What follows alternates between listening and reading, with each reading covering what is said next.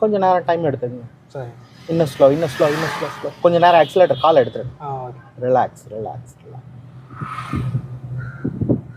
ஏன்னா இந்த டிராஃபிக்ல அதிகமாக அந்த மாதிரி போகும்போது உங்களுக்கு அந்த ஷேக் ஆச்சுன்னு வச்சுங்களேன், பக்கத்தில் போகிற வண்டியில் டச் ஆகிறதுக்கு நிறைய வாய்ப்பு இருக்குது.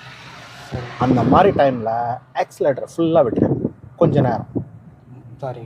இன்னும் கூட நீங்கள் விட்டுடலாம், ஒன்றும் ஆகாது. நீங்கள் ஆக்சிலேட்டர்லேருந்து கால் எடுத்துருங்க. நான் எப்படி அங்கே ஓட்டி காமிச்சேனோ அதை நீங்கள் செஞ்சே பாருங்கள். கிளச் ஃபுல்லாக எல்லா காலும் எடுத்துருங்க. ஆக்சிலேட்டர் தேவையில்லை, கிளச் தேவையில்லை, எதுவுமே வேண்டாம். இத்தனைக்கும் தேர்ட் கியரில் இருக்குது. ஆமாண்ணா, தேர்ட் கியரில். அவ்வளோதான். ஓகே. உங்களுக்கு டீசல் வண்டினா இன்னும் பவர் அதிகமாக இருக்கும். பெட்ரோல் வண்டிக்கே இது போகுதுன்னா டீசல் வண்டி அசால்ட்டாகவே போகும். ஏன்னா அது சிசி அதிகம்.